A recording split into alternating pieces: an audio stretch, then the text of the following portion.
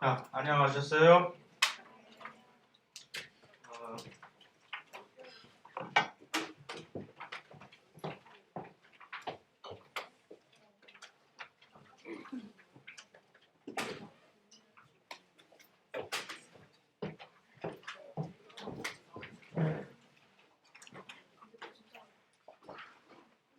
지난 시간에 그래서 우리가 뭘 들여다본 거죠? 도대체? 전에 기억이 없나? 나도 기억이 없네. 일단 화학결합을 지난 시간에 일단 목요일날, 화요일날은 우리가 이 원소, 전자 막 그런 것들에 대해서 막 골머리를 썩히다가 이제 목요일날은 화학결합으로 들어왔죠, 그죠? 그래서 화학결합의 그 정체들을 아직도 기억이 나는 이름들이 혹시 몇 개가 있는지 다시 한번 떠올려 본다면 무슨 그러니까 이온 결합이라든가 공유 결합이라든가 수소 결합이라든가 그 다음에 저쪽도 결합이라고 볼 수도 조차도 없는 무슨 반더벌스 그다음에 무슨 하이드로포빅 그러니까 소수성 인력 그런 것들을 이제 쭉 쳐다봤었는데 자 이제 그래서 이번 시간에는 이번 주에는 이제 hopefully 그 결합들이 이제 일상 이 생명을 이루는 물질들에서 그 결합들이 도대체 어떻게 사용이 되어지는지 그것들을 보려고 이렇게 계속 하나하나 밟아 나오고 있는 겁니다. 그래서 지난 시간에 일단 마지막 부분에 산이 무엇이고 염기가 무엇인지를 대충 정의를 하고 살펴봤는데 이제 마지막으로 그러면 산화 환원은 무엇이냐? 일단 산화라고 하는 것은 일단 산소하고 결부가 되는 것이기 때문에 산화된다. 녹이 쓴다. 산소가 누구와 결합을 하면 산소는 일단 걔를 가만히 놔두지를 않는다. 그런 것인데 일반적으로 생각을 할 때. 근데 문제는 산소가 뭐라 그랬죠? 전기 음성도의 측면에서 엄청나게 욕심이 많은 친구란 말이에요. 그러니까 산소하고 결합을 하게 되면 일단 이 거래가 전자가 서로 거래가 되게 되는 거예요. 그래서 훨씬 더 확장을 한 개념으로 산소하고 결합하게 되면 당연히 산화가 되는 거고 당연히 산화하는 거고 산소하고 결합을 하면 아니면 얼핏 산소하고 얼핏 결합하는 것처럼 보이지 않다 하더라도 이 전자를 또 동시에 잃어버리거나 그렇게 넌 산화당했다라고 얘기를 합니다. 반면에 전자를 얻게 되거나 또는 산소하고 멀어지거나 하면 그 반대로 이제 그것을 산화의 반대적인 개념으로 환원이 되었다라고 하는데 이제 나중에 이것을 왜 우리가 이것을 짚고 넘어가야 되냐 하면은 나중에 대사작용을 들어가고 나서 막 세포 호흡 같은 것을 배울 때 미토콘드리아에서 무슨 일이 벌어지고 그 다음에 광합성을 할 때 양록체에서 무슨 일이 벌어지고 하는 그 반응들이 전부 다 산화 환원 반응들인데 특히 전자가 막 옮겨다니면서 전자를 서로 주고받는 교환의 산화 환원인데 여기서 일단 그걸 짚고 넘어가지 않으면 나중에 가서 뭔가 조금 찜찜하게 되기 때문에 일단 보고 넘어가는 겁니다. 그래서 많은 경우에 전자는 그럼 어떻게 이동을 하느냐? 수소가 참 특이하잖아요, 이 친구가. 중성자가 없는 친구다. 그러니까 전자 하나만 일단 자기가 이렇게 잃어버리게 되면 양성자 혼자 잘라남게 되는 프로톤이 되어버리는 것이기 때문에 이 전자를 빼앗기에는 수소가 정말 제일 만만한 친구. 그래서 보통 전자가 이동할 때는 수소 이온이 같이 발생을 하면서 수소가 같이 대차 대접해서 수소의 이동이 확인이 되는 것이기 때문에 그래서 이렇게 얘기를 할 수가 있습니다.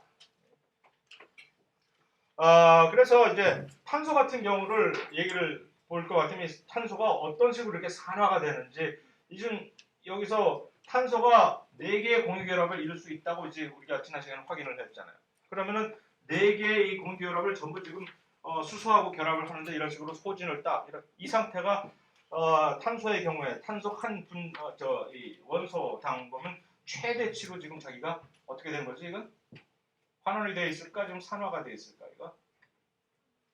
환원이 되어 있고 일단 산소가 안 보이죠? 그 다음에 수소 한 개당 전자를 같이 갖고 들어온 거지 뭐. 네? 그래서 얘네들은 이렇게 맥시멈으로 환원이 되어 있을 때 이런 상태인데 이것이 조금씩 야금야금 산화가 되어갈 수 있는 단계가 지금 이렇게 보여주고 있는 그림이에요. 이게. 자 여기서 이거는 얘하고 얘하고 비교를 해보면은 누가 더 산화가 된 것인지는 우리가 금방 확인이 되죠. 여기 산소가 여기 끼어 들어와 있네. 자, 여기서는 이제 한술 더 떠가지고서 산소가 여기서 탄소하고 요 선 두 개를 뭐라 그런다 그랬죠? 공유 결합이 지금 두 개, 전자 두 개를 지금 공유하고 있는 거예요. 이중 결합을 이루고 있네. 그러니까 훨씬 더 산화가 된 거지. 탄소의 입장에서. 여기다 또 한 녀석이 끼어들어왔어. 점점 갈수록 야금야금. 이제는 완전히 더 이상 탄소의 개념상 탄소가 더 이상 내줄 게 없는 정도로 완전히 다 뺏겨버린 산화가 돼버린 경우가 얘가 뭐죠? 이산화탄소가 되는 거죠. 그렇지. 그래서 나중에 왜 호흡을 할 때 호흡의 최종 산물이 이게 돼서 날아가 버리는지가 이게 사실 거기와 결부가 되는 거죠. 탄소가 처음엔 사실 그 탄소가 우리가 밥을 먹고 이렇게 빵을 먹고 이런 형태로 지금 탄소가 되어 있는 이 상태에서가 점점 탄소가 이렇게 변화돼서 날아가 버려요. 그래서 산화를 시킨 다음 이렇게 되면 그러니까 결국 이 방식으로 나가면 에너지가 어떻게 되는 반응일까 이게? 에너지의 출입상. 이런 물질을 우리가 이렇게 만들면 에너지를 여기서 에너지가 발열이 될까 아니면 여기 에너지를 넣어줘야 될까? 넣어줘야 된다?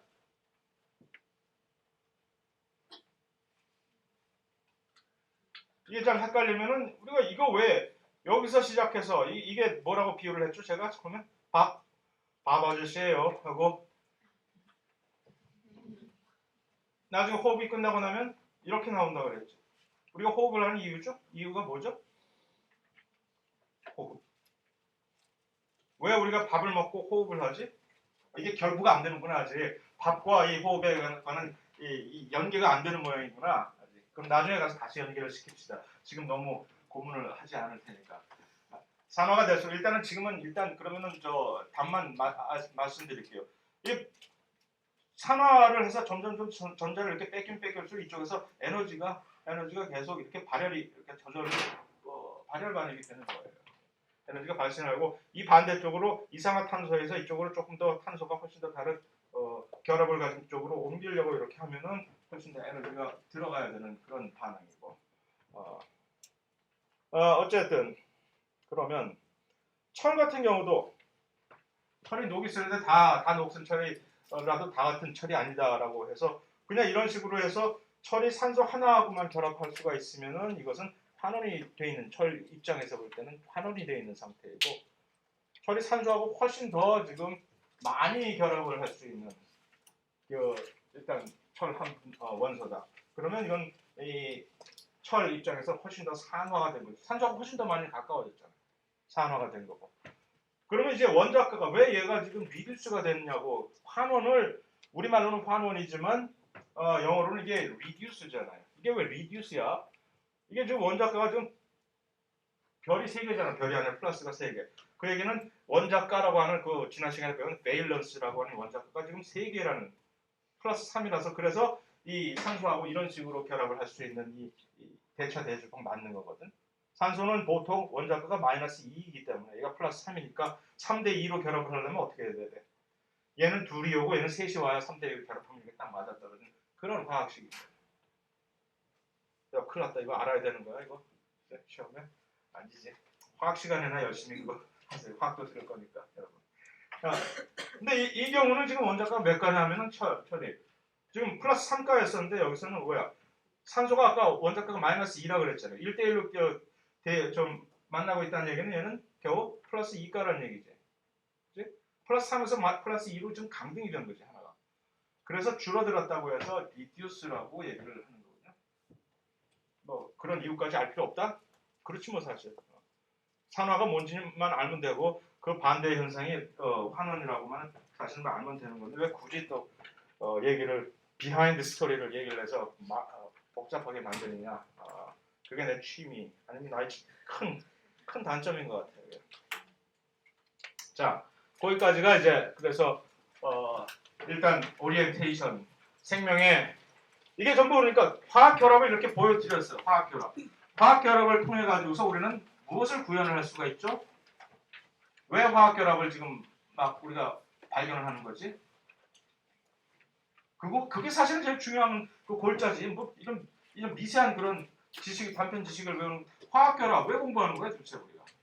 화학결합의 결과가 무엇이길래 이 생명체에서 쬐끄만 애들이 갑자기 이런 고분자, 저분자, 고분자의 이 전환이 결국은 화학결합으로서 이렇게 이루어지기 때문에 지금 이쪽으로 넘어가고 싶은데 그래서 여러분들한테 자꾸 그걸 보여드리는 거예요. 이쪽 왜 생명체를 이루려면 엄청나게 많은 DNA 대표적인 고분자지, 단백질 대표적인 고분자로 그것을 보여드리고 싶은데 막 지금 자랑하고 싶어서 막 안달이 났는데 그거를 하려면 이런 것부터 먼저 보여야지 화학결합을 이렇게 해서 이걸 이렇게 만드는 거야 하고.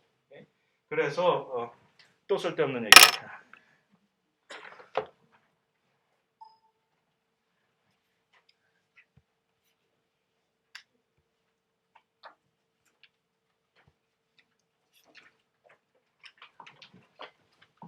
자, 이번에는 일단 최소한 전반부는 새까맣게 화면을 한번 해봤는데 어떤지 이게 나을지 허연막 화면이 여러분들이 보기에 나을지 나중에 나한테 알려줘요. 그러면 계속 까만 바탕으로 할 건지 하얀 바탕으로 다시 돌아갈 것인지를 내가 이제 결정을 할 테니까.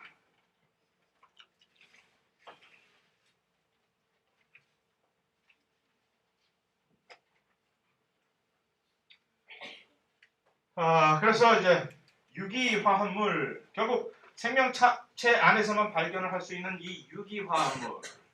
자 일단 물 누군가가 지난 옛날에 이 테이블을 딱 보여줬더니 완전히 그 창발적인 발상으로 물이 많다라고 그냥 딱 집어냈듯이 그래 우리 몸 안에 있는 세포는 정말 거의 물로 공간은 전부 다 물로 채워져 있습니다. 일단 그런데 그 나머지는 결국 뭐야? 그 나머지 작은 공간은 대부분 탄소를 주축으로 하는 이 탄소를 주축으로 하는 것을 유기화합물이라고 얘기를 했죠.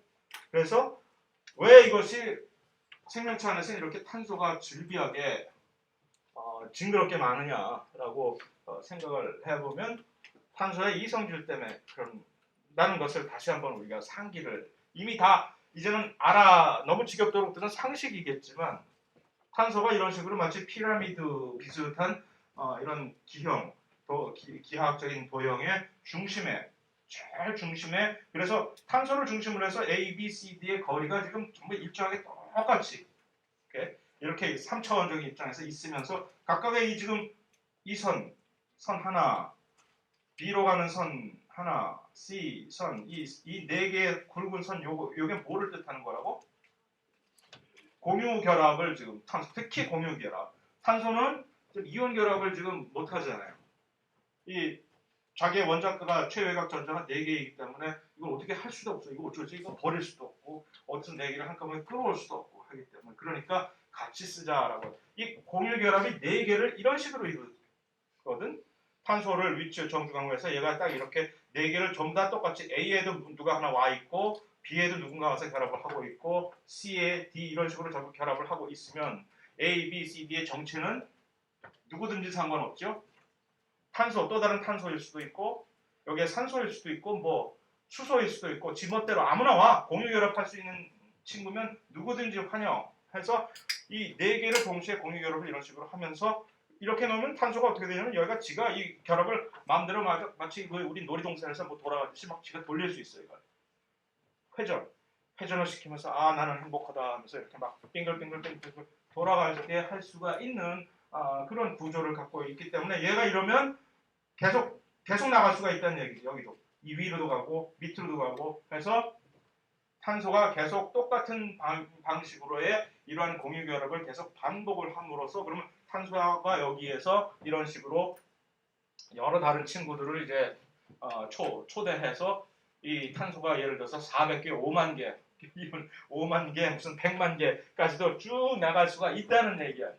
이론적으로. 이게 가능해. 산소만이 저 말이야? 아니지 사실 그건 아니고 요 밑에 있는 얘는 얘도 똑같은 구조일 거 아니에요.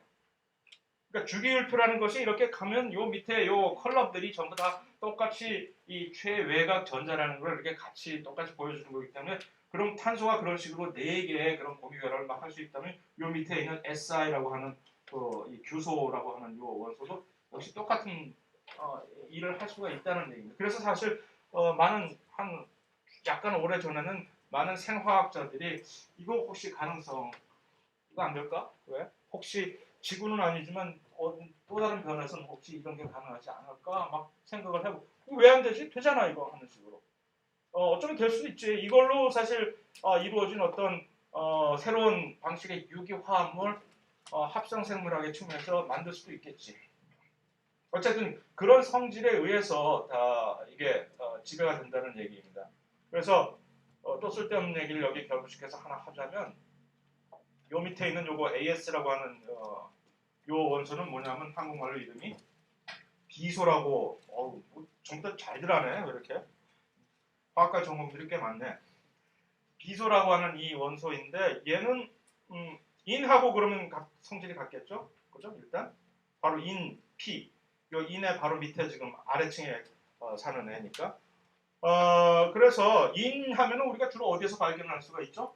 생명체 DNA하고 RNA, 핵산에 주로 인이 질비하게 꼽혀져 있거든요. 우리가 이제 이번 주에 볼 거예요, 그거를.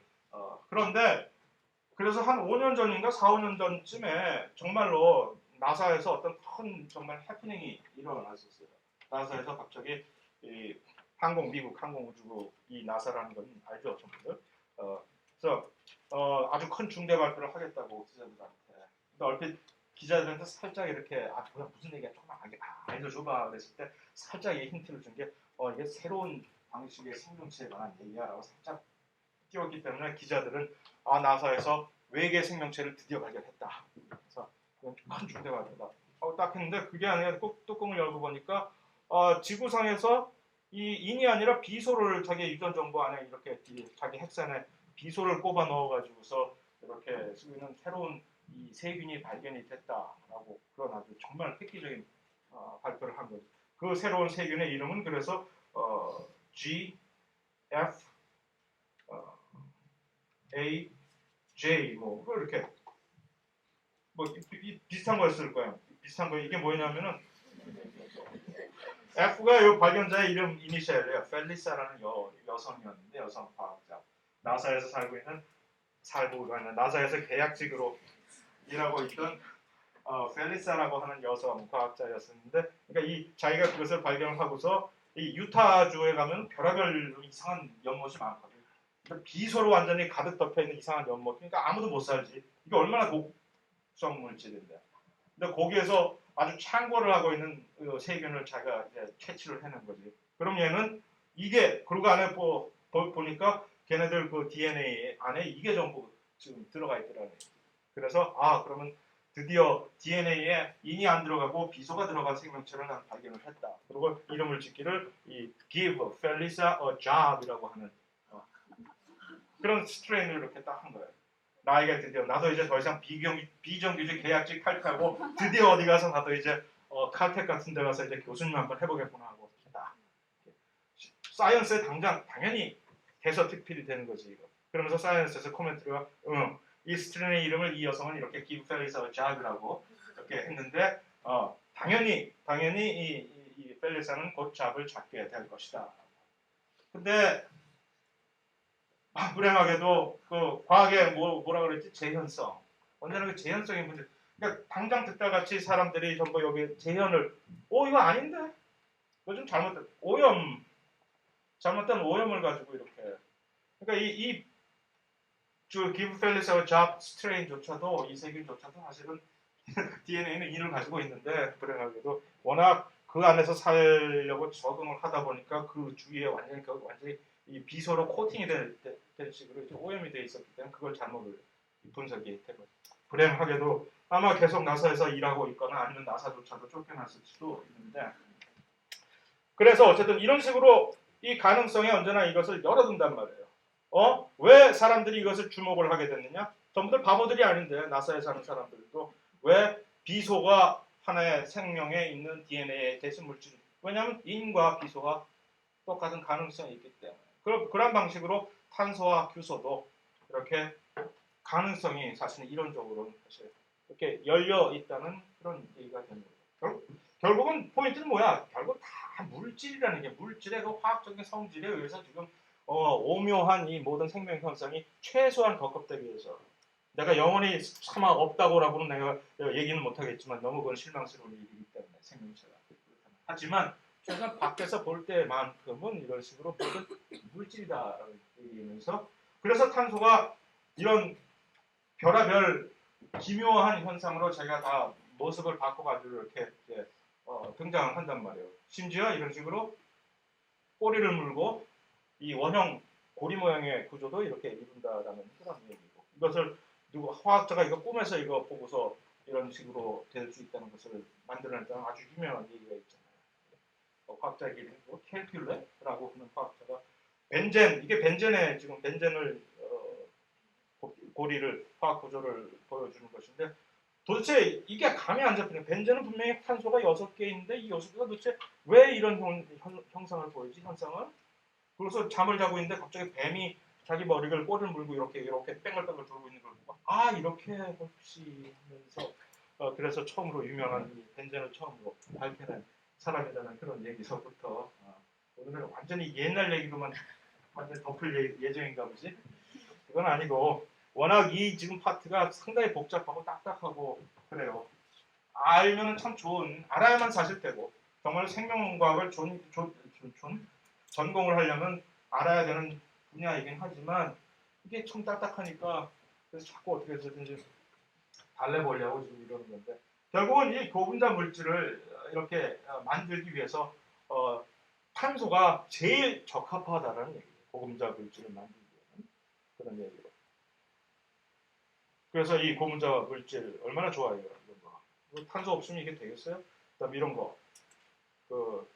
가다가 휘발유 완전히 다 떨어져서 이런 거 들고 뛰어야지 하는 식으로 탄소로 이루어진 물질들의 예가 지금 보여주는 것이죠. 이렇게 지방과 무슨 단백질이 동시에 다 들어요. 지방 이 안에는 지방도 있고 탄수화물도 있고 이 안에는 단백질이 있고 이 안에는 완전히 그것도 그것도 아닌 이런 거를 우리는 뭐라 그러죠? 이렇게 이 통 안에 빨간 통 안에 드는 거 우리는 뭐라 그래? 기름 무슨 석유 또는 전부 일반적인 말로 화학과 학생들은 이런 거를 이런 식의 구조로 된 거는 뭐라 그러지? 탄화 글씨 잘 쓰고 있어 지금? 탄화수소라고 보통 얘기를 하거든요. 이게 무슨 얘기냐면은 탄소가 쭉 있으면서 거기에 끼어 있는 애들은 탄소 아니면 수소밖에 없는 애들. 그걸 전부 탄화수소라고 해요. 기름, 이 휘발유 같은 이 기름들의 이 구조가 전부 이런 식으로 탄화수소로 쭉 바뀌는 고리 긴 사슬이에요. 아무것도 없어. 그런 탄화수소 같은 애들은 극성일까 비극성일까? 기름을 생각해 보면 알지.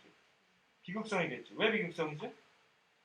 일단 극성이려면 누가 들어와야 되냐 하면은 극성이다 아니다를 하면 누가 들어와냐면 거기 끼어 있는 애들 중에서 산소 혹시 있나, 질소 혹시 있나, 인 혹시 있나. 요 세 개만 사실 찾으면 돼. 거의 일반적인 얘기로. 산소 일단 배에 들어가면 무슨 일이든지 사고 치죠. 왜냐하면 전자 어디서든지 뺏어가려고 할 테니까. 그래서 극성이 되는 것이고. 질소도 거기에 필적하는 친구. 인 지가 스스로 혼자 있을 때 워낙 반응성도 좋고 그다음에 산소하고 거의 또 같이 들어오는 경우도 많고 해서 그런 새 애들이 같이 있으면 이건 걔네들은 당연히 흑성 물질이 되어버리는 것이고 그렇지 않고 이렇게 선량한 탄소와 수소 같은 그런 시민들만 쫙 있으면 비극성이 되어버려서 그래서 물은 극성인 이유를 봤죠 지난 시간에 그죠? 그래서 물에 섞이지 않는 이유가 이렇게 되는 것이고 자 이것은 대표적으로 나중에 보겠지만 대표적으로 우리의 세포막을 형성하는 이 분자 이거 역시 탄소로 쭉 이루어진 물질이죠. 그 물질의 하나의 구조를 이런 식으로 그림으로 미래생이 이렇게 표현하면 이렇게 하는 것이고 화학과 학생이 표현하면 이렇게 완전히 단도직입 표현하는 것이고 그것을 이따가 보게 될 것입니다. 자세히. 그래서 이 유기화합물들의 이런 특징. 자 그런데 자 여기서 또 약간의 화학을 이제 조금 하긴 해야 되는데 그 물질들이 이렇게 딱 식별을 하려고 할 때 우리가 그 물질에 대해서 뭔가 이제 가식을 야 걔가 어쩌고 저쩌고 할 때 뭔가 끄집어낼 때 편한 어떤 그것은 이 작용기라는 것을 이렇게 끄집어낼 거를 얘기를 하면서 그 물질의 특징을 얘기를 하게 되면 참 서로 대화가 편해진다라는 얘기예요. 펑셔널 그룹이라고 하는 그 얘가 이것을 한번 보세요. 둘 다 지금 이렇게 축구공 무늬처럼 이렇게 돼 있는 것들이 지금 중간에 하나하나에 여기 모서리에 지금 탄소가 있는 거를 우리가 설정하는 거예요. 그 다음에 이 선들이 전부 하나씩 이 공유 결합을 이루고 있는 거고 여기 탄소가 있는 거고 우리가 줄여서 탄소하고 그냥 수소 있는 것은 보통 웬만한 건 다 생략을 해서 이렇게 그림으로 이렇게 그려버리는 그런 방식이거든요. 그래서 이게 탄소하고 수소들이 뭐 이쪽 부분에는 이중 결합도 있고 전부 이쪽에 수소가 탄소가 있고 하는 것을 상상을 하면서 이게 그 유명한 에스트로겐이라고 하는 이 여러분들한테 풍부한 호르몬과 또 그만큼 척추가 유명한 테스토스테론이라고 하는 나한테 혹시 풍부할지도 모를 호르몬인데 이 두 개를 놓고 감상을 하고 해보고 평가를 하면 이 둘에 대해서 뭐라고 평가를 하겠어요? 축구하고 싶다? 비슷하다? 비슷해요, 맞아. 비슷한데 지금 분명히 에스트로겐과 테스토스테론은 분명히 기능이 다르다는 것은 우리가 알고 있는 바. 그럼 얘네들이 왜 엄청나게 거의 다 똑같잖아. 거의 똑같은 물질인데 그 다른 기능을 하고 있는 이유가 뭘까? 무슨 이유가 있을 거 아니에요, 그죠? 어디에서 찾을 수 있을까? 찾아보더니 이쪽에 얘는 이런 애가 있는데 얘는 이런 애가 있는데 그리고 얘는 반대로 이쪽에 이가 있고 이렇게 있는데 우리 얘를 뭐라고 부를까? 이름을 그냥 계속 언제나 얘를 지칭할 때마다 이쪽 저 왼편 모서리 맨 구탱이에 산소 하나하고 수소 하나하고 있는 애하고 반대로 저 오른쪽 꼭대기 끝에는 산소가 두 개 손하고 이렇게 있는 거고 뭐 이런 식으로 말하고 하지 말고 얘네들을 한테 이름을 지어줄 수 있는 방법은 없을까? 그게 바로 이제 각각의 이런 것들. 얘네들 때문에 이렇게 어떤 물질의 기능이 확실하게 기능이 달라지는 그러한 특정한 이런 이 원소들의 이 그룹을 우리는 작용기라고 해서 기능에 소명이 됩니다. 작용기라고 하고서 그들에게 이름을 붙여주고 그 다음부터 우리는 얘네들을 부를 때마다 예를 들어서 이거는 그 다음부터 우리는 얘들을 하이드록실기라고 얘기를 하자. 또는 어떤 사람들은 이 하이드록실기를 OH가 있으면 알코올기라고 얘기를 하자. 알코올이나 하이드록실기나 둘 다 똑같은 동의어입니다. 그 다음에 여기는 중앙에 좀 탄소가 산소하고 두 개의 이중 결합을 이루고 있는 애는 우리는 일단 얘네들을 카보닐기라고 얘기를 붙여주자. 그리고 그 다음부터는 얘기했던 저쪽에 카보닐 그룹이 있잖아 하는 식으로 이렇게 소통을 이런 식으로 하자라는 그런 얘기입니다. 그게 작용기인데 그래서 어쨌든 작용기를 왜 우리가 주목을 하냐면 특성 때문에 특성을 결정을 해주기 때문에 어떤 물질에 그 다음에 그래서 아까 이 호르몬처럼 같은 작용기를 가지고 있는 화합물들은 거의 비슷한 특성을 보이면서 또 아주 미세한 그 작용기의 차이로 비슷하면서도 약간의 다른 고유한 특성을 보이게 될 수도 있고 그러니까 얘네들이 결국은 우리가 사람을 딱 스캔을 할 때 얼굴을 스캔을 할 때 전부 일일이 미세한 구조를 보지 않듯이 각각 특징을 탁탁 보고서 이미 그 사람이 이미 각인이 되듯이 이 물질도 화학 물질도 그런 식으로 우리가 화학을 하는 차원에서 보는 것입니다. 그래서 그것들을 특별히 강조할 때 화학식을 조금 전에 보여준 저런 화학식의 어떤 물질을 분자 구조를 화학식으로만 표현하는데 몇 가지의 다른 방식이 있지만 예를 들어서 탄소가 두 개가 있고 수소가 네 개가 있고 산소가 두 개 있는 물질 그냥 이렇게 써주면 되는 거거든요. 이렇게 보통 우리가 그런데 이것을 이 안에서 특별하게 무슨 특별히 어떤 우리가 주목을 해야 될 만한 작용기가 없을까라고 할 때 다르게 이렇게 rational formula라고 해서 좀 make sense하게 rational이라고 우리 좀 알아듣기 쉽게 표현을 하자라고 해서 이런 식으로 똑같은 화학 물질인데 이런 식으로 표현할 수도 있는 거예요. 이거는 그래서 이 얘기는 이것을 이렇게 풀어서 설명을 해주면 우리는 무엇을 금방 알 수가 있느냐면은 이쪽 한쪽 끝에 얘가 탄소가 이렇게 수소하고 세 공유 결합을 이렇게 이루고 있구나. 예. 그게 요거죠, 요거. 그리고 그 나머지에는 요 COOH는 어떻게 표현을 해줄까? 여기 탄소가 있으면 요건 무슨 얘기냐면 탄소 하나가 산소하고 이중 결합을 하고 있고 한쪽에 이렇게 아까 얘기한 그 하이드록실기 또는 알코올기라고 얘기한 요게 이렇게 되어 있구나. 이것을 알게 되는 거죠. 이게 전부 다 작용기 덩어리가 되는 거예요. 그래서 기실은 요것은 우리는 이름을 메틸비라고 얘기를 하고, 요것은 우리는 COOH는 이름을 카르복실 그룹이라고 얘기를 하고 하는 식으로.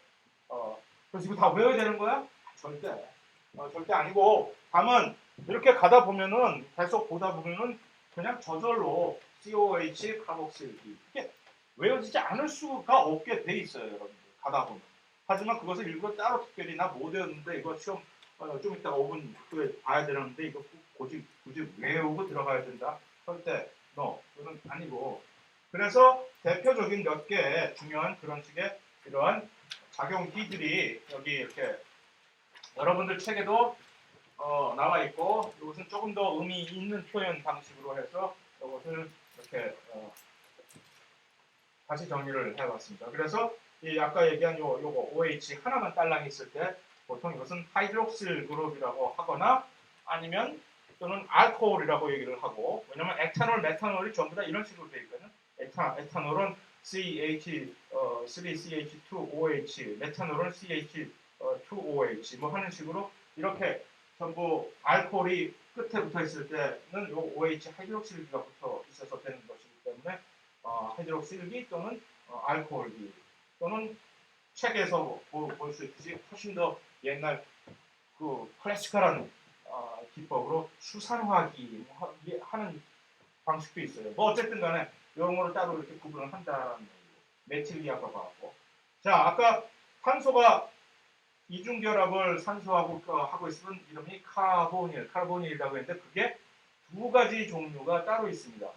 어깨 한쪽이 완전히 빠져 있을 때 이 이중결합을 산소가 겨루고 있는 탄소가 한쪽 끝에는 수소가 나와 있을 때는 우리는 이것을 따로 특별히 그 카보닐 중에서 알데하이드라고 얘기를 하고, 그러지 않고 둘 다가 수소 없이 완전 중앙에 끼어 있을 때, 그러니까 이쪽은 둘 다 탄소이거나 또 다른 뭐 주로 탄소가 같이 올 때, 그럴 때는 우리는 이것을 키톤이라고 얘기를 합니다. 그래서 키톤과 알데하이드가 둘 다 다르지만 둘 다 이것을 카보닐이라고 얘기를 합니다.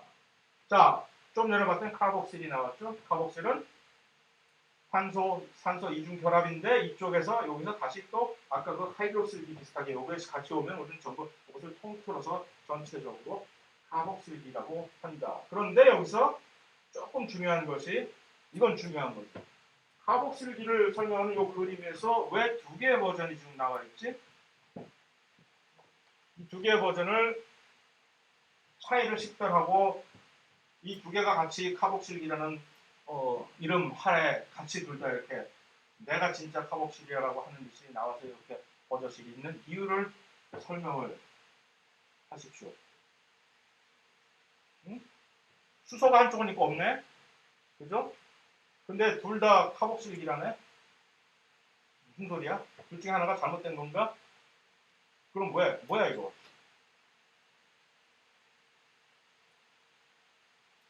한쪽에 수소가 하나 집 나간 수소 곧 돌아올 거니까 그래도 너는 아직도 스틸 카복실기다? 그런 뜻?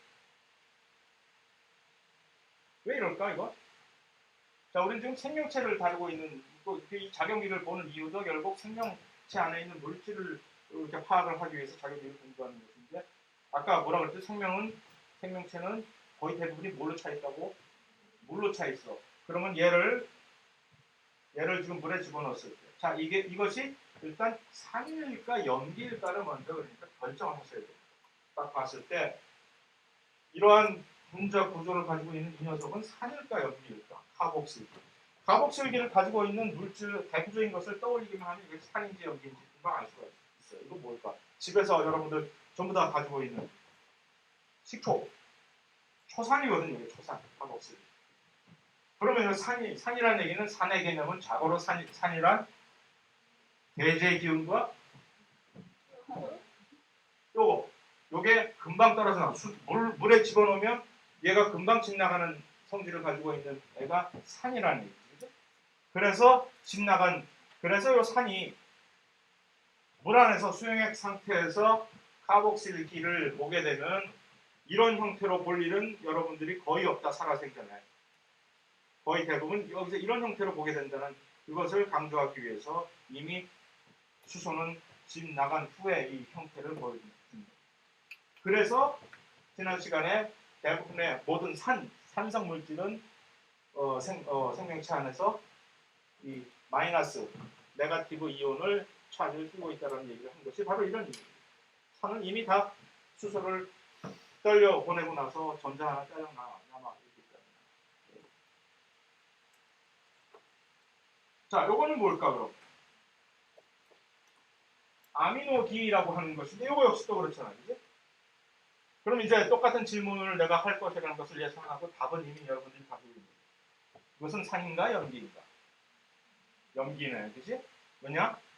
수용액 상에서 얘를 집어넣으면 금방 냅다 어디서 수소가 가능하기만 그냥 딸랑 수소 하나로 더 얹어가지고 지금 알칼리 후시를 하고 있습니다. 그래서 요 카복실기와 아미노기가 둘 다 사실은 아미노기와 카복실기를 두 개를 동시에 이렇게 가지고 있는 특정한 물질을 우리는 아미노산이라고 얘기를 합니다.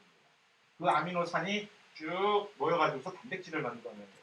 그래서 곧 이 친구들 보게 될 거예요. 이번 챕터에서. 인산기. 얘가 어디서 볼 수 있을까? 요거 DNA, RNA에서 봐요. 지금 인산기 하나. 이거는 그냥 처음부터 산소가 지금 수소가 도망간 상태의 인산기를 지금 적나라하게 보여주고 있는 거죠. 마이너스 차지가 지금 벌써 2개나 지금 달고 있는 엄청나게 이 음이온을 벌써 띄고 있겠죠. 그러니까 DNA가 이런 게 줄줄이 계속 있기 때문에 DNA 자체가 엄청나게 네거티브 이온을 띄고 있으면서 그래서 우리는 그것을 핵산이라고 얘기를 합니다. 요거는 요것과 연관을 지어가지고서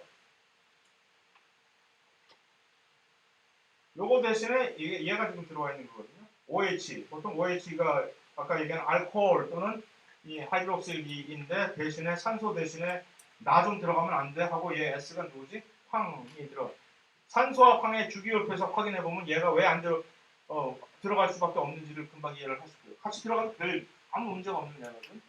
성질이 비슷한 아이이기 때문에 그래서 이 산소 대신에 황이 들어가 버리면은 이제 알코올 대신에 이 황이 들어갔다 해서 다이올 알코올 대신 알코올에 그 R에다가 T가 붙었고 다이올이 들어가거나 아니면은 설퍼 황은 영어로 설퍼라고는 하이드록실기인데 설퍼가 들어가서 설파이드예요.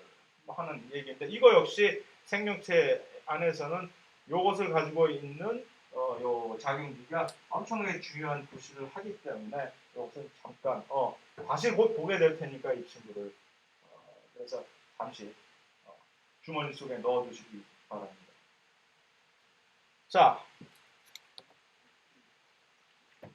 그 다음에 또 한 가지 이제 복잡한 게 그래 작용기 외울 필요 없다고는 저 녀석이 얘기를 하긴 했지만 그래도 뭔가 찜찜하고 골치 아픈데 이거 그런데 더 골치 아픈 이성질체를 봐야 돼. 이성질체라는 얘기는 아이소머라고 영어로 보면 훨씬 더 이해를 하기가 쉬울 텐데 화학 물질인데 화학식으로는 그대로 똑같은 동일한 물질이지. 하지만 그것이 어떤 식으로 구성이 조직이 되어 있냐에 따라서 완전히 다른 성질의 물질로 지금 행동을 보일 수가 있는 얘기거든요. 세 가지 종류의 그런 예가 있을 수가 있어요. 구조적으로. 화학식 같은데 구조적으로 다를 수 있는 그럼 스트럭처럴 아이소머라고 얘기를 하고 있는 거예요. 구조도 같지만 일단 미묘한 어떤 이 지오메트리, 기하학적으로 이게 이 배열이 다른 그런 것들을 우리는 기하 이성질체라고 하고 완전히 더 사람을 환장하게 만드는 것은 이 이넨시오머라고 해서 거울상 이성질체 아니 돈자들이 거울을 들여다 본다는 얘기야. 이게 들여다 봐요. 매일 아침에 일어나서. 예. 그래서 얘는 뭔지 훨씬 더 집중해서 우리가 오늘 봐야 될. 왜냐하면 생물학에서 사실 얘가 제일 중요하니까. 그래서 좀 구조 이성질체 간단하게 이런 거. 탄소 4개, 수소 10개이지만 우리가 유용하게 삼겹살집에 가서 사용을 할 수 있는 뷰테인 가스가 될 수도 있는 것이고 이렇게 또는 이런 식으로 그 배열이 3개의 메틸 그룹의 동시에 탄소 하나의 중앙에 들어가게 되는 그런 형상으로 본다면 뷰텐이 아니라 2메틸 프로페인이 되는 것이고, 그것을 우리는 이성질체, 아이소머, 스트럭처 아이소머라고 얘기를 하는데, 그런 것이 가능할 수 있다라고 하는 것이 중요한 것이지. 이거 왜 해야 돼? 절대 아니지. 물론 여러분들이 이제 무슨 얘기를 하고 있는 건지 알고 이런 거에서 이런 잔챙이에 신경이 가는 그런 우른 범하지 않겠죠. 그래서 책장을 넘기다 보면은 이제 나중에 무슨 뭐 탄소나 무슨 단백질의 여러 가지 다른 형태들이 나올 때 무슨 탄소 이것과 이 탄소는 구조적으로 이성질체이다라는 얘기가 나오면 그게 무슨 소리인지 이제 아는 건 끝나는 것이고, 그 구조 이성질체를 끝까지 완전히 파악을 해서 이거는 이거고 저거는 저거라고 한다. 그건 이제 화학 전공하실 때 하시면 되고, 그래서 그것이 이제 구조 이성질체. 기하 이성질체라는 것은 이런 것을 가지고 기하 이성질체라고. 이거 역시 생물학에서 이거 자꾸 나오는 것이기 때문에, 자, 아까 카본이 4개의 A, B, C, D 같이 결합을 해가지고서 하면 나 기분 좋다고 마구 돌아갈 수 있다고 그랬죠. 공유결합들이. 회전이 가능하다고. 카본을 중심으로. 팔이 막 우리 놀이동산에서 막 돌아가듯이 카본을 중심으로 그 각각의 결합들 4개가 마구 회전이 돼요. 자유롭게. 그런데 그것을 이런 식으로 카본 2개의 이중결합을, 산소도 그렇고 카본끼리도 그렇고 이중결합을 만들어 놓는 순간 그 자유가 사라져버리는 거예요. 완전 평면해져버리는 거예요. 이제 꼼짝달짝 못하고 이걸 중심으로 해서는 이게 얘네들이 마구 회전이 안 돼. 그것은 내가 무슨 소리 하는 건지 도대체 이게 의심스러우면 아직도 학교 서점 같은 데서 이런 유기화학 분자 모델 파는지 모르겠는데 그거 사다가 한번 끼워 맞춰 보세요. 이중결합 한번 만들어 보세요. 그럼 이게 안 돌아가. 탄소에다가 그런 각각의 공유력 4개 만들어 보면 탄소를 중심으로 마구 돌아가거든. 그런 모델을 만들어 보시면 최고로 그건 이해가 되는데 뭐 그렇게까지야라고 생각을 하시겠지 물론. 그래서 어쨌든 내 말을 그럼 믿으셔야 돼. 그래서 카본과의 이중결합을 중심으로 해서 이게 안 돌아가는 완전히 고정이 되는 픽스가 되면 여기서부터 이제 이런 기하학적인 위로 갈 것이냐 아래로 갈 것이냐, 자 이런 상태에서 있을 때, 그러니까 기하 이성질체는 주로 이 탄소 사이에 이중결합 같은 것을 사이에 두고 그런 기하 이성질체가 발생을 하게 된다는 그 이유가 여기서 있는 거예요. 그랬을 때 이 2개의 작용기, 이 작용기 이름이 뭐라고요? 이거 COOH 카복실기, 카복실기 2개가 이 위에 머리에 붙어 있는 그런 경우가 있을 수가 있고, 좀 화학식은 똑같을 거 아니에요, 얘랑. 그치? 아니면은 그 반대로 한쪽 카복실기는 위에, 다른 쪽 카복실기는 밑으로 보내고 이런 식으로 배열을 상태를 놔버릴 수 있는 것이죠. 그러면 우리는 2개의 어떤 특정한, 그러니까 식별할 수 있는 그러한 원자탄이 같은 방향으로 지금 배열이 되는 것은 같다라는 접두어로 cis라는 것으로 표현해서 cis 아이소머라고 얘기를 하고, cis 이런 식으로 되어 있으면 이쪽과 이쪽이 배열이 서로 다른 방향에, 다른 사이드에 지금 배열이 되어 있으면 다르다라는 뜻의 접두어인 trans라고 하는 접두어에서 trans 아이소머라고 얘기를 하게 됩니다. 그래서 그러면 2개가 완전히 다른 물질이 되어버린다는 얘기죠. 하나는 휴마릭 애시드라고 하는, 여러분들 나중에 있다가 세포 호흡이라든가 또는 광합성을 할 때 이런 휴마릭 애시드라는 하나의 물질이 이름이 튀어나오게 되겠지만 절대 외울 필요는 없는 그런 물질이 되고, 보면은 말레익 애시드라고 하는 또 다른 물질이 생겨버립니다. 둘 다 어쨌든 디테일에 전혀 신경 쓸 필요 없이 기하 이성질체는 이런 걸 우리가 얘기를 한다라는 것만 하면 되시고. 자, 이제 마지막으로, 오늘 강의 마지막이 아니라 너무 갑자기 눈이 반짝 빛나는 것을 내가 잠깐, 이넨시오머 또는 스테레오 아이소머라고 하는 거울상 이성질체는 어떤 물질들은, 어떤 탄소 유기화합물들은 언제나 아침마다 일어나서 거울 앞에서 거울아 이 세상에서 누가 제일 예쁘니? 라고 이렇게 물어보게 된다는 얘기죠. 그러면 이 거울상에 비친 네가 제일 이뻐 하고 대답하는 얘는 가만히 보면은 얘하고 같은 물질이냐 다른 물질이냐고 묻는다면은 사실은 같은 물질이 아니에요.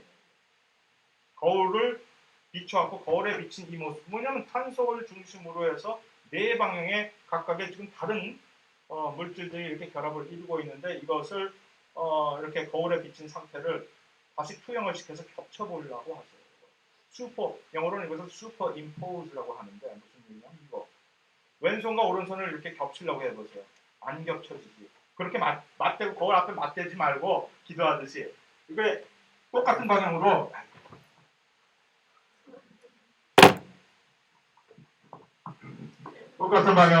이렇게 이러고 그럽니다. 이래. 안 되잖아요. 이게 싫어한다. 왜 안 되냐? 왜 안 되지? 아니, 얘도 손가락 5개, 얘도 손가락 5개, 똑같은 손가락 못생기긴 했지만 하지만 이게 돼야 될 거 아니야. 똑같은 지금 몸에서 나오는 소판인데 그게 안 되는 이유는 바로 똑같은 이유에서 이게 안 되는 거예요. 카본을 중심으로 해서 이렇게 배열 자체의 이 양상이 다르기 때문에 그래요. 이게 왜 그러냐 하면은 내가 무슨 짓을 한 거지?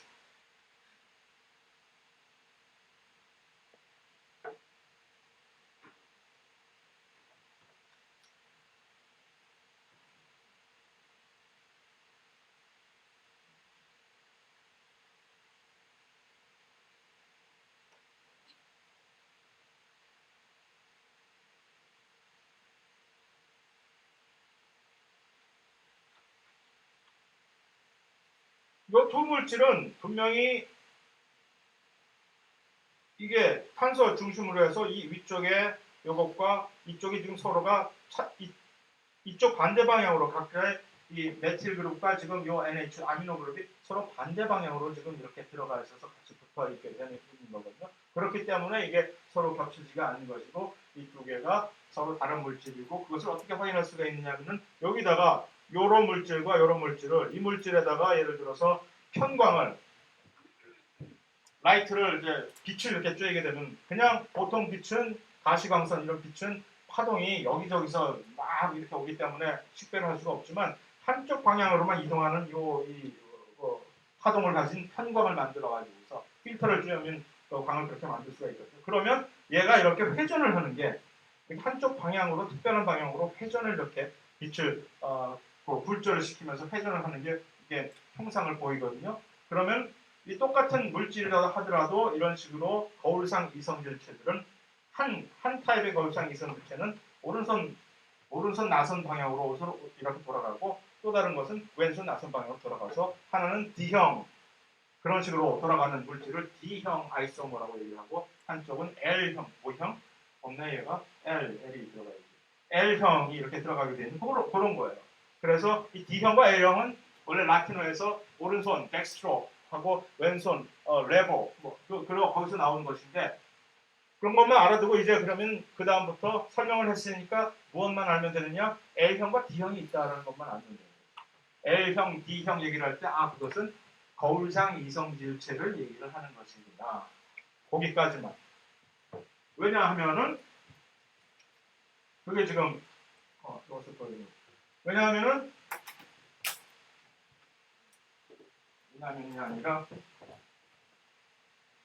그것이 언제 생기느냐 하면은 그런 식으로 언제나 이 거울상 이성질체가 언제나 발생할 수 있는 그 계기는 탄소가 비대칭 탄소라는 것이면 언제나 분명히 너는 거울상 이성질체를 가질 수밖에 없어라는 비대칭 탄소란 얘는 무엇이냐면은 이런 것을 우리는 비대칭 탄소라고 얘기합니다. 에이시메트릭 카본은 공유 결합을 4개를 가지고 있는데 할 때 그 4개 이루고 있는 공유 결합을 이루고 있는 원소들이 전부 다 다른 A, B, C, D가 다 다른 것입니다. 그러면 이건 비대칭 탄소입니다. 그렇다면은 이중 결합을 이루고 있는 얘는 어떻게 되나? 얘가 이렇게 어떤 A라는 물질과 B라는 물질 이것이 산소는 아니고 이거 비대칭 탄소인가 아닌가? Yes or no? 왜 아니에요? 4개라 그랬죠. 4개. 일단 입장을 하려면 4개의 공유결합을 가질 수 있어야만 우리가 이것을 비대칭 탄소로 왜냐하면 이렇게 되면 스테레오 아이소머가 안 생기죠. 그래서 그런 식으로 하면 이 물질을 딱 봤을 때 이 중에서 누가 비대칭 탄소이고 그러면 누가 비대칭 탄소임을 아는 것은 왜 중요한 것이죠? 비대칭 탄소마다 각각 반드시 거울상 이성질체가 파생을 하기 때문에 그러면 거기에서 예측을 할 수가 있는 얘 다른 아이소머가 있을 것이다. 왜 그것을 우리가 신경을 써야 되지? 거기에 대한 아이소머가 있어야 되는 것을 우리가 이 생명을 공부하는 사람이 왜냐하면 이런 것들이 있기 때문에 아미노산, 우리 몸 안에서 쓰여지고 있는 20가지의 다른 종류의 다른 아미노산 또는 그 20 안에 들지 않는 다른 번호의 아미노산, 모든 아미노산들이 우리 몸에서는 L형으로만 존재해요.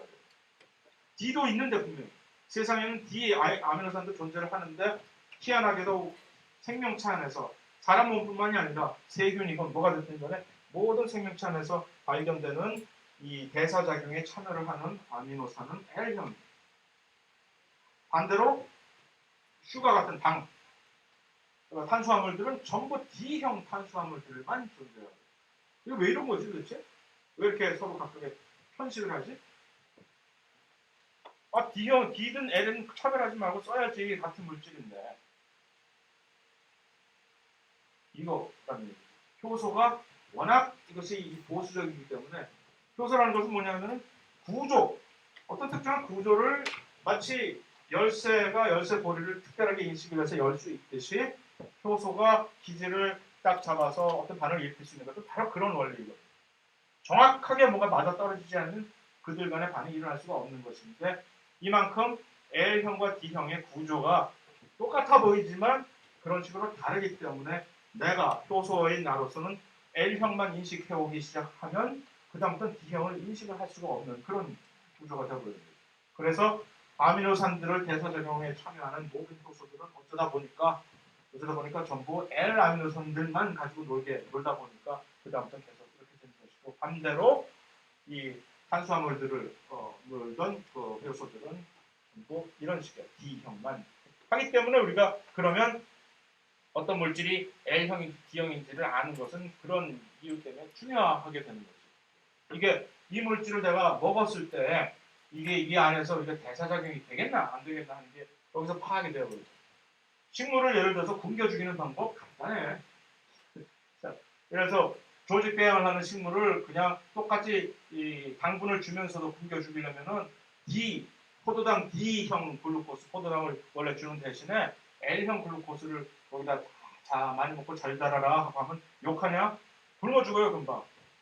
글루코스가 들어가면 다음부터 광합성을 하기 전까지는 얘도 밖에서 당분을 공급을 받아야 이제 잘 수가 있는데 조직 배양을 할 때는 자기가 스스로 광합성을 못하자. 근데 슈가를 이런 L형 슈가를 주어버리면은 그냥 하는 식으로 일부러 굶겨 죽이는 실험을 할 때 어떤 과학자들은 그냥 아예 안 주는 것보다 그런 식으로 L형 슈가를 줘가지고서 약 올리는 그런 경우도 있어요. 못했지. 이 도파라고 하는 이게 아주 그 LD 이 거울상 이성질체에 관해서 어떤 특이적으로 상에서 반응하는 예가 좋은 예인데 도파라고 하는 것은 이게 아미노산의 일종입니다. 여기 도파인데 도파민이라고 하는 물질이 있는데 도파민은 우리의 신경전달 물질 또는 호르몬으로서 그 도파민이 부족을 하게 되면 파킨슨병이라든가 하는 이상한 끔찍한 신경병이 걸려버립니다. 파킨슨. 그런데 뿐만 아니라 그 도파민은 신경전달 물질로서 우리에게 엄청난 집중력을 주는 좋은 물질이기 때문에 마약 같은 거, 마약 중독 같은 거 대부분이 이 도파민에 중독이 돼가지고서 도파민 수용체다. 도파민을 인식하는 우리 신경물질 수용체가. 그래서 문제는 파킨슨병 같은 사람들 치료를 하려면 그 사람들은 이 도파민을 합성을 하는 능력이 완전히 거의 없어져 버린 사람들이니까 도파민을 밖에서 주입을 시켜주면 되거든요. 그런데 문제는 도파민이라고 하는 물질이 이거 비슷한데 주입을 시켜주면은 아무 먹고 혈관을 통해서 가더라도 소위 말하는 우리 혈관과 뇌 중간에는 혈뇌 장벽이라는 게 있어요.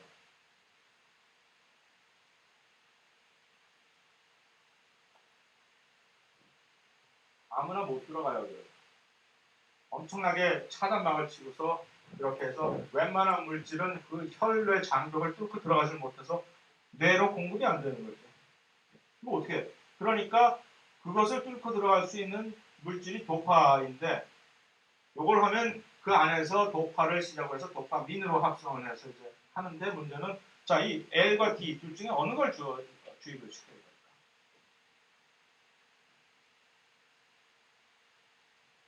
둘 중에 하나를 L이나 D나 둘 중에 하나를 주면 완전히 사람 약 올리는 거가 아무 효과가 없어요. 똑같은 이유로. 뭘까? L이나 D야. 아미노산이라고 얘기했죠. 그러면 모든 생명체 안에서 아미노산은 어떤 형? L형이 지금. 그래서 얘는 L도파는 줘야 되는데 이 D도파 줬다가는 아무런 효과가 없어지는 그런 얘가 실제로 이렇게 존재를 하게 된다는 얘기입니다. 그래서 거울상 이성질체를 언제나 주의를 쓰고 가요. 웬일이야. 오랜만이네. 그동안 옛날에 많이 보고 싶었어.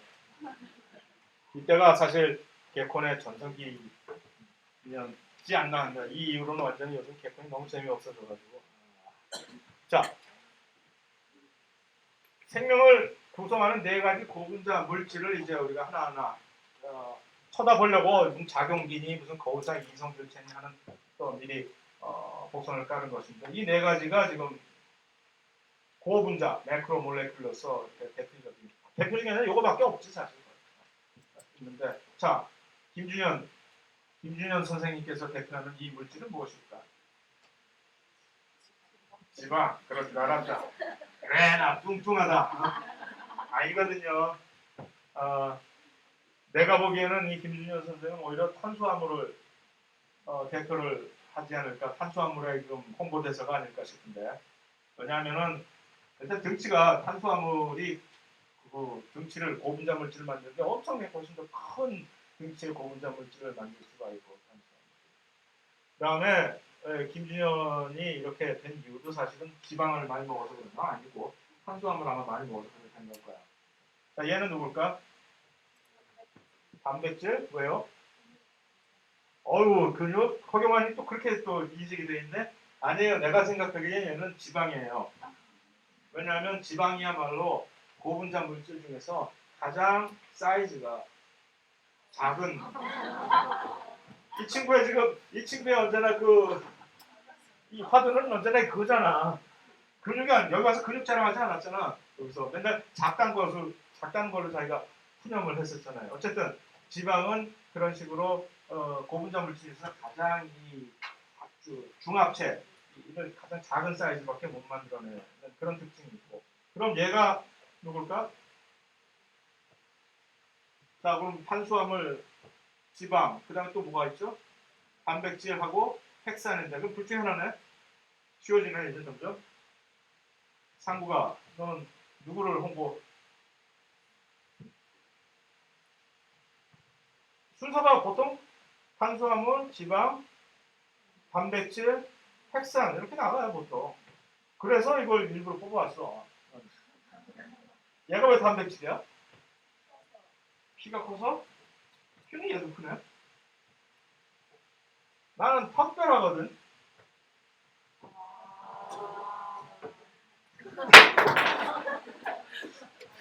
너무 놀랐어. 그 윤희성으로 들려오는 때문에. 단백질은 정말 턱별합니다. 그런 턱별한 턱수수성 때문에 단백질이 여러 가지 효소나 엄청나게 다른 물질들로 사용이 되는 것이고, 그러면 이 기열이 선생님은 왜 핵산일까? 인기가 없어서 지루해서 정말 보링해. 핵산 구조는 아무 특이한 얘하고 제일 대비되는 구조이지 아마 그 단백질하고 그냥 아무것도 그냥 똑같은 유닛이 그냥 계속 반복이 되는 게 바로 핵산이거든. 지루한. 그래서 어쨌든 괜히 웃긴 소리고. 그래서 이 네 가지를 하나하나 지금 보는데 중요한 점은 여러 가지 많은, 그러니까 작은 미세한 정보가 이제 쏟아져 나올 거 아닙니까? 그것들을 일일이 신경을 쓰고 어떤 주안점을 가지고 봐야 될 것이냐. 이게 무엇을 지금 우리가 논하는 자리이냐 하는 것을 잊지 말아야 돼요. 고분자 물질. 고분자 물질은 그럼 일단 시작을 할 때 고분자 물질을 합성하기 위해서는 어떤 화학 결합을 통해 가지고서 일단 처음에 시작하는 이 작은 물질, 단위체, 모노머라고 얘기해요. 그 단위체가 출발을 해서 이렇게 화학 결합을 통해서 고분자인 중합체라고 하는 팔리머를 이뤘단 말이에요. 그러면 탄수화물이 됐든 지질이 됐든 단백질이 됐든 핵산이 됐든 각각의 누가 단위체이고 탄수화물에서는 이러한 중합체들을 이룰 때 누가 처음에 들어가가지고 어떤 단위체를 써서 어떤 화학결합을 해서 이렇게 이거는 화학결합, 어떤 화학결합을 해서 어떤 중합체를 만드는데 왜 얘네들을 만들었을까?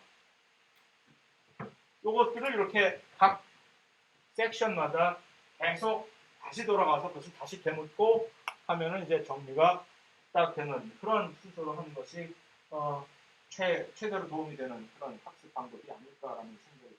그래서 일단 그럼 단위체와 중합체의 관계가 설정을 일단 우리 다시 한번 짚고 넘어가는 것이 좋습니다. 그래서 단위체가 중합체를 이렇게 만드는 과정에서 다행스러운 것은 이 네 가지 중에 다른 이 고분자 물질들이 모두 똑같은 방식의 화학 결합을 같이 사용을 하고 있다는 점이 정말 고마운 것입니다. 각각 따로 떨어져서 이렇게 우리가 다시 무슨 외워야 될 것이 아니라 그냥 요거 단위체를 시작을 해서 중합체라는 것을 만들 때는 우리는 이러한 방식 디하이드레이션이라는 특별한 방식의 화학 결합을 통해 쓰거든요. 디하이드레이션, 뭐 어떤 빼낸다는 얘기, 하이드레이션, 물을 빼낸다는 얘기. 그래서 한국말은 축합 반응이라고 얘기를 하고 디하이드레이션 또는 영어로 컨덴세이션이 되는 거예요. 응축이 되는 거니까. 응축 또는 축합. 그래서 그럼 반면에 이것을 다시 되돌리려면 이런 긴 폴리머를 다시 단위로 이렇게 되돌리려면 아까 가져갔던 물 다시 가져오면 되는 거예요. 아까 물이 빠져나갔지? 그럼 물만 가져와. 그럼 내가 다시 뽀개줄게. 그래서 그것을 우리는 가수분해라고 얘기를 합니다. 물을 여기다가 얹음으로써 가수, add 하면서 그래서 이게 라이시스를 시킨다는 라이시스라는 게 이제 분해를 시킨다는 영어의 뜻입니다. 그래서 이게 이제 물을 뺀다니 도대체 어디서 물을 뺀다는 얘기야? 이게 무슨 완전히 말려 죽인다는 얘기야? 라는 얘기가 아니라 이런 거지. 이 공유결합을 이루려고 하는 이 두 개의 각각의 양끝단의 분자 중에서 분명히 물을 빼낼 수 있는 여지가 있는 거예요. 한쪽에서 하이드록시비 하나로 한쪽에서 수소를 보통 일반적으로 이렇게 빼내면 물이 하나가 빠져나가면서 그 중앙을 오케이 물이 없어졌으니까 나는 이제 금을 하나 끄면 된다 해서 하나가 이렇게 더 길어진 중합체가 형성이 되는 이것이 뭐라고? 디하이드레이션 축합 반응이 되는 것입니다. 그러면 반대로 이 긴 데서 짧은 것으로 바꾸려면은 물 하나가 여기다 같이 얹어서 아까 가져갔던 요거만 나한테 가져다 주면 내가 이렇게 도장 찍어줄게. 이렇게. 그래서 이렇게 뽀개주는 요것을 우리는 가수 분해라고 합니다. 그 차이. 그것을 이제 염두에 두면서 탄수화물부터 먼저 시작을 하기 시작하면은 탄수화물. 아까 얘기했듯이 탄수화물, 모든 탄수화물, 지구상에 엄청나게 많은 종류의 다양한 탄수화물이지만 그것들을 이루는 그 단위체, 모노머는 단당류라고 우리가 부른다. 단당류, 모노세커라이드라고. 단당류가 뭐지? 라고 하면 내가 예를 들어줄게. 단당류의 대표적인 대표 주자가 바로 이거. 포도당, 그 다음에 그와 아주 가까운 친구 과당. 이 둘은 일단 뭐라고 우리가 감상을 딱 하면 이들에 대해서 뭐라고 얘기를 할 수가 있지? 포도당에 대해서 일단 한 말씀. 누군가가 포도당을 얘기를 하면 걔는 걔 성질이 까칠해라고 뭐 느낌이 있을 거예요. 포도당에 대해서 뭐라고 얘기를 할 거예요. 포도당. 걔 탄소 6개 갖고 다니네. 포도당. 맞죠? 그럼 되는 거죠. 과당은 뭐라고 얘기할 거예요? 과일에서 있는 당이야? 얘도 탄소 6개네? 그지? 어쨌든 단당류라고 얘기를 하는데 지금 탄소가 6개 가지고 있는 포도당과 과당을 보여줍니다. 그러면 단당류라는 얘기는 전부 탄소 6개를 가지고 있는데 전부 단당류라고 하는 거임? 응? 단당류의 종류에는 3개짜리를 가지고 있는 어디가 없나 여기? 3개짜리를 가지고 있는 여러분 책에서 갖고 나온 3개짜리를 가지고 있는 이런 무슨 글라이셀알데하이드로 수업부터 시작해서 일단 3개짜리 가지고 있는 당류고 단당류 중에 아마 제일 작은 막내 정도 이런 5개짜리를 가지고 있는 라이보스 또는 디악실라이보스로 있는가 하는 6개짜리 이 포도당, 프룩토스, 과당, 또는 갤락토스 이런 것도 있고 여기까지만 있는 것이 아니라 칠판당, 무슨 뭐 9개, 무슨 뭐 구판당 다 그런 것들이 전부 다 단당류예요. 암만탄소를 이렇게 많이 가지고 있어도 그들이 어떤 새로운 그 공유 결합을 축합 반응을 통해 갖고 뭔가 자기들끼리 이렇게 연결시키지 않은 한 얘네들은 이 단당류입니다. 그래서 자, 다시 돌아가서 자 일단 탄수화물을 뭐라고 이렇게 정의를 할까? 아무나 그냥 보면 길에 차 있는 대로 무조건 탄소 6개만 가지고 있으면 자 그거는 탄소 5개만 있으면 다 탄수화물? 그럴 수는 없는 거 아니에요. 그럼 누굴 보고 탄수화물이라고 우리가 얘기를 해야 될까? 이럴 때 일단 탄소가 있는데 탄소 주위에 얘하고 얘가 좀 많이 있는 애들. 그러니까 이름이 뭐라고? 탄수화물이에요. 탄수화물. 수화. 요 수소하고 하이드로스기. 그래서 영어로도 카보하이드레이트. 물하고 그러니까 OH하고 수소하고 같이 있으면 물이 되잖아요. 물하고 탄소가 많이 들어있는 그런 애들이 카보하이드레이트가 되는 거예요. 그냥 그렇게 하면 되는 거야? 아니지. 조금 더 이제 일단 그런데 그걸 보기에 앞서서 일단 이거 먼저 짚고 넘어갑시다. 그러면 탄수화물은 모든 탄수화물은 이런 걸까 이런 걸까? 물하고 친할까 아니면 물하고 왜 수지간일까? 왜 친하죠? 얘 때문에 얘가 많으니까 극성을 띠고 있기 때문에 보세요. 그래서 모든 탄수화물은 일단 물 안에서 돌아다니는데 아무 문제가 없다라고 이렇게 생각을 하시면 됩니다. 그 다음에 이 포도당과 과당의 사실 차이가 뭐였냐 생각할 것 같으면 사실은 얘네들이 구조적인 이성질체예요. 스트럭처 아이소모. 똑같은 지금 아까 얘기했던 둘 다 화학식은 똑같아. 과당과 포도당은. 그 다른 이유는 얘가 지금 어디에 붙어 있느냐 이 차이에 따라서 구조 이성질체이고 아까 보여드린 또 다른 반당류인 갤락토스는 소위 말하는 이 여기에 있는 비대칭 탄소를 기점으로 해서 하나 파생된 그 스테레오 아이소모, 이 거울상 이성질체 중에 하나입니다. 요거 하나만 이거라는 얘기야. 그걸 외우라는 얘기가 절대 아니라 왜 단당류가 뭐 이렇게 많어? 라고 이렇게 생각할 때 6탄당 중에서도 탄소 6개 가진 당이 왜 이렇게 많어? 라고 생각할 때 이런 이유 때문에 질비하게 많아지는 것이고 각각의 이름을 전부 이렇게 다르게 붙여서 그러니까 봐준다는 그런 개념이고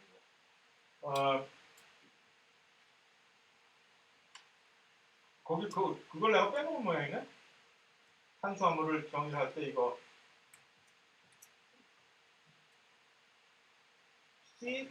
CH2O라고 하면서 여기다가 주로 N 자를 붙이면 거 알아보기 이거 2라고 쓴 거예요. 제가 2.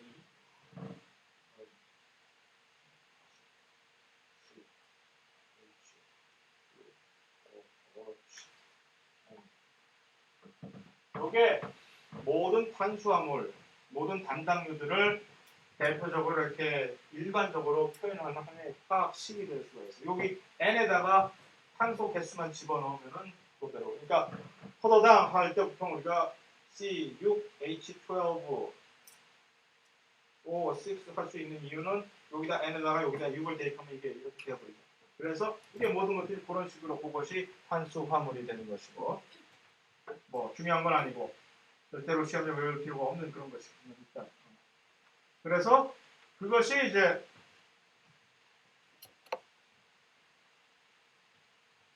아까 봤듯이 포도당을 보여주는데 이런 형태로 보여준 것도 있었고 이 그림이 이렇게 고리형으로 보여준 그 두 개가 같이 그림에 나와 있잖아요. 뭐야? 얘는 뭐고 얘는 뭐야?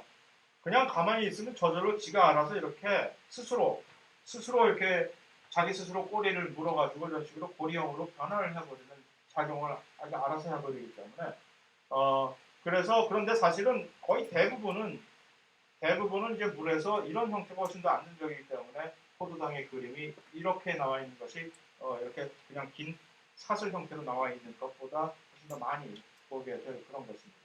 그래서 연결을 시킨 다음에 이것을 이제 헤미 아세타를 형성을 한다고 되어 있는데 이것은 뭐 잊어버리면 돼요. 내가 한 번 전 얘기했습니다. 잊어버리시면 되는 그런 얘기. 그런데 이제 고리가 그 고리를 형성을 할 때 위에서 지금 이렇게 들어가느냐 밑으로 이제 고리가 위에서 공격을 하느냐 이게 밑으로 이렇게 들어가서 공격을 하느냐에 따라서 이것이 알파 고리형 여기서 지금 보기 있는 것이 알파형 고리라고 얘기하고 또 이것이 반대로 이 하이드록실기가 위로 올라가게 될 수가 있어요. 그러면 우리는 이것을 베타형 고리라고 얘기를 하는데 그 두 개가 사실 차이가 나요. 그 차이는 조금 짜증이 나겠지만 알아두는 것이 좋은 것이 나중에 이 알파형 고리, 베타형 고리가 사실은 이 탄수화물의 이 폴리머를 형성할 때 서로 다른 완전히 성질이 다른 물질을 만들어내기 때문에 그것을 일단은 알아둡시다. 약간 이것을 확실히 알아라는 얘기가 아니라 알파와 베타형이 있다라는 것만 알면 되지. 있을 수가 있다. 왜? 이런 식으로 이걸 연결시킬 때 이런 방식으로 연결시킬 수가 있고 이렇게 예를 들어서 지금 여기서 보듯이 하이드록실기와 여기 있는 요 CH2OH가 서로 반대 방향으로 이렇게 놓여 있으면 이런 고리가 될 수. 그러면 우리는 알파라고 하고 그게 아니라 이게 지금 다시 위로 올라오고 순서가 밑으로 내려가면 얘하고 얘가 같은 방향에 놓여지게 되면은 그것은 베타형이라고 한다라는 그런 두 방식이 있을 수가 있다라는 얘기입니다. 그래서 자, 이 포도당과 예를 들어서 과당을 두 개를 같이 결합을 시킨다든가 또는 포도당과 포도당을 결합을 시키는 축합 반응은 우리는 뭐라고 이름을 지을까 그럼? 이름을 글라이코시릭 링키지 또는 글리코시드 결합 한국말로 이렇게 얘기를 하는데 둘 중에 하나.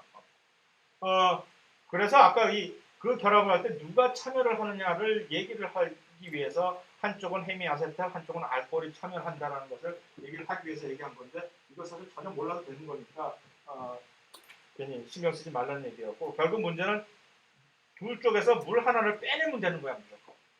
그래서 축합 반응의 하나의 일환으로서 두 개의 당이 이렇게 있을 때 두 쪽에서 물만 하나 각출해내고 거기다가 중앙에 이렇게 오케이 본드를 중앙에 이제 산소만 남는 거지.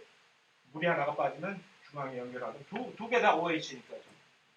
그래서 그렇게 되는 것이고 이것을 다시 하수분해 시킬 때는 물 하나만 이렇게 얹으면 다시 각각의 본연의 반당류로 돌아가게 된다는 그런 얘기입니다.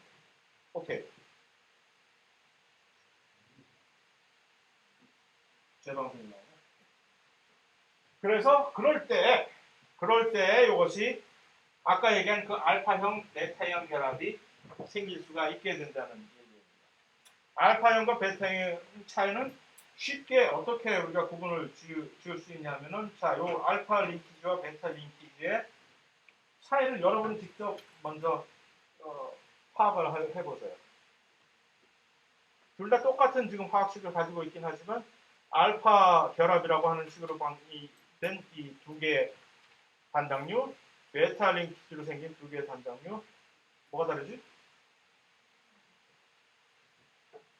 위치가 지금 얘와 얘 예를 들어서 요 산소를 예를 들어서 우리 사람의 코라고 생각을 연상을 해봅시다. 코가 지금 둘 다 이렇게 위를 보고 얼굴이 그러니까 탄소의 얼굴이 지금 같은 방향으로 지금 향하고 있는 이런 형상이네요. 베타는 지금 한쪽은 코가 이쪽으로 오고 한쪽은 뒤돌아보고 있는 그런 현상이죠. 이게 그것이 알파와 베타를 이렇게 구분을 하는데 아주 편하게 사용이 될 수 있는 하나의 연상입니다.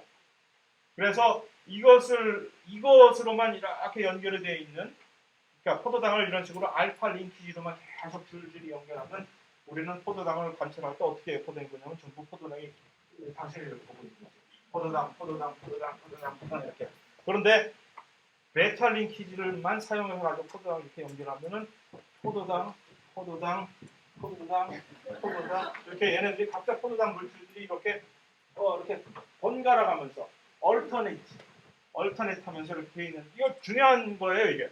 왜냐하면 이런 식으로 링키지가 되어 있는 애들은 우리가 신속하게 분해 효소로 분해를 하고 우리 몸 침 안에 있는 효소 아밀레이즈라고 하는 효소가 이런 링키지는 전부 끊어버릴 수가 있는데 이런 식으로 아까 이거 베타 링키지 서로 한쪽이 완전히 등 돌린 그런 베타 링키지는 우리 안에 있는 그 똑같은 이 포도당인데도 이렇게 된 이거를 끊을 수 있는 능력이 안 돼요. 이것을 끊을 수 있는 효소가 동물한테는 없어. 오로지 저 미생물들한테만 있어가지고서 아니 왜 저 종이 먹고 염소 막 하는 거 있잖아. 걔네들 다 그 미생물들이 자기 걔네 참견 속에 살아서 이걸 끊어주는 것이지 동물들은 이 베타 링키지를 끊어버리는 능력이 없습니다. 그래서 어이구 미안 늦었네. 자 여기 정리도 못하고 끊어지게 돼가지고서 목요일날 다시 정리하고.